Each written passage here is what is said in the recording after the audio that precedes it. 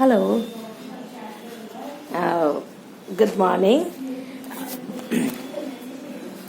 Today we will summarize our narration, right? So, our declarative sentence was over, our interrogative was over. Now, imperative sentences we will start. So, in imperative, command and request first, or as I had told you in my last video that command and request is the first form. So coming to command and request, so verb here we must concentrate over the main verb. Main verb means first verb. It should change according to the given meaning. Suppose that Ram said to Shyam, "Go away," and the joining would be with to infinitive. To infinitive, 2 plus B1. This is called to infinitive. So the joining word would be to infinitive. So it would join the sentence with to infinitive. The first thing, two things should be concentrated. First, that main verb should be changed according to the meaning that conveys under inverted comma. First thing. Second, the joining word would be joined with to infinitive. Then suppose that Ram said to Shyam, "Go away," right? So go away, this sentence gives you order meaning, right? So Ram ordered Shyam. Ram ordered Shyam, and then 2 plus B1 to go away. Go is B1. It joined with 2. So Ram ordered Shyam to go away. Simple. He said to him, "Please wait." Second one is request. So he said to him, "Please wait here till I return." Yes, till I return. So he requested him to wait till he returned. Right? Requested him to wait till he returned. V2 will maintain V2. That is not to be changed. Means to infinitive should be there. 2 plus B1. This is to infinitive. So 2 plus V1 would be the joining word, and the main word should be changed according to the meaning. This is imperative, right? And this shows command and request. And third one is exclamatory. Exclamatory or wishes, right? Suppose that he said, "Alas, I am undone." Means अफसोस की बात है. I am undone. I remained undone. Means what? Here also the main verb should be concentrated according to the meaning. According to the meaning given under inverted comma. So he exclaimed sadly that he was undone. Rest rules would remain the same, as simple present will be maintained in simple present, simple past will be converted into simple past. This way, this rule will be maintained, but the main verb, the first verb, should be changed according to the given meaning. He exclaimed, he said, "Alas, I am undone," means it conveys you the meaning of sorrow, afsos. So that's why the sentence would be changed as he exclaimed sadly that he was undone. Like this. Means Sweetie said, "How clever I am." So she exclaimed, Sweetie exclaimed proudly that she was very clever. Right? This way. Our sentences are completed. Exclamatory, interrogatory is over. Now imperative is over, and declarative is also done. Interrogative, exclamatory, declarative, and imperative. All the 4 types of sentences are ended. This is the way to change. Let me summarize one time. That will be more helpful. So now just have a summary, right? I am repeating you that yes, please first you concentrate over summary, then I will tell you. Coming to direct or indirect speech, narration is about direct and indirect speech, right? What is direct speech? Speech means the sentence that is under inverted comma. Done. First niyam. Second, why it is called direct speech? Because the person is directly telling about himself. Done. Indirect speech. Indirect speech means some other one is telling a statement about the person.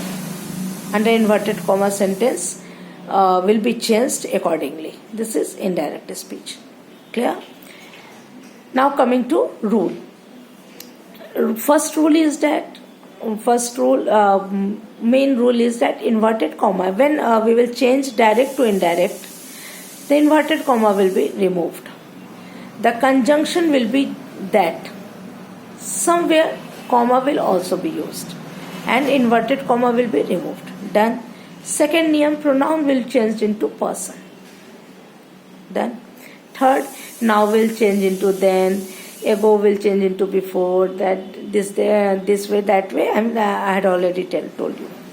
These are the given word. Now we have 4 types of sentences, as I had told you. First type, declarative, indeclarative, affirmative and negative comes both. Without giving any specific meaning, it says simple yes or no. Declarative. Done. Second one is interrogative, that asks question. Third one is exclamatory, that conveys sudden feeling with a strong expression. And fourth one is imperative. In imperative sentences, 3 types of sentence used to come. That is, one is order, one is request, and the third one is either suggestion or wishes or this type. Done. Now coming to declarative sentence. If in a direct statement is given to you, right? Direct statement is given to you. Which one is the first verb? First verb that comes in the start just after noun. And speech is under inverted comma, I have told you. Means he said, I am unwell. I am unwell is direct speech. Right? First verb is in V2. So, under inverted comma sentence is in simple present. Simple present it is. I am unwell. So, it will convert into simple past. Means the tense will remain simple. If it is in simple present, it will not be changed into continuous. It will change into simple past. Simple, the tense will be changed, but the form will remain the same. Form will maintain the same, but tense will be changed. First thing, if and conjunction that must be there. So he said that he was unwell. Done. If under inverted comma sentence is in present continuous and the first verb is in past, then present continuous will be changed into past continuous. If the inverted comma sentence in present perfect, if it is in present perfect and the first verb is in simple past, so under inverted comma sentence will be changed into past perfect. If we have simple past, the first verb is in simple past and the inverted comma sentence is also in simple past, then we have 2 type is in simple past that shows the same completed meaning with a little difference. So we have past perfect also. So under inverted comma sentence will be changed into past perfect because we have no other option. So if the first verb is in simple past, so under inverted comma sentence will be changed into past perfect. Done. Declarative sentence is completed. Now coming to eternal truth. So there are sentences which are eternally acceptable, universally acceptable. So that is not supposed to be changed. But there are some sentences that gives you a confusing meaning. Means suppose that address or German is easy to learn. If such type of sentence is given, so these conveys an accepted, worldly accepted rule, accepted notion, but doesn't mean that accepted notion is all-time truth.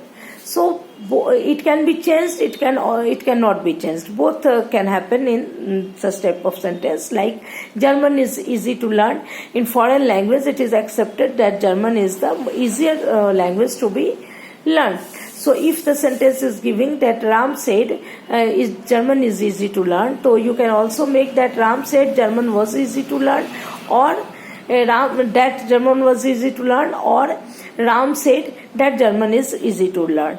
Means the sentence will remain as universally accepted in the same tense, or it can also be changed. Because it is a notion, it's not. But the earth moves round the sun, it is not a notion, it is acceptable. So here there is no need to change. Rather you will say that Ram said, the teacher said, whatever, that earth moves around the sun. It will remain just as it is. So never get confused. Third one is that if the first verb is in simple present and under inverted comma sentence is also in simple present or present continuous or present perfect, means if the first verb is in simple present, present tense, means present tense V1, V5, then no need to change the sentence under inverted comma. It will remain the same. Clear?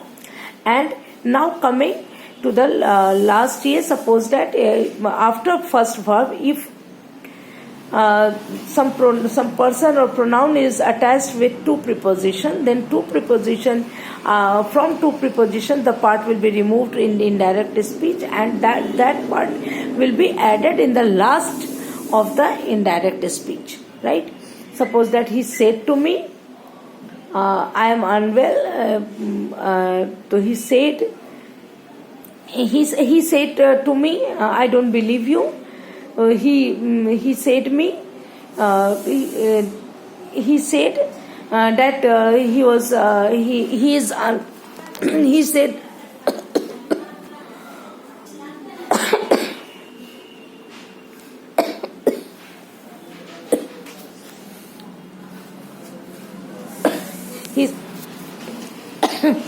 He said. He said that he didn't believe me. He said that he didn't believe me. It will come in the last.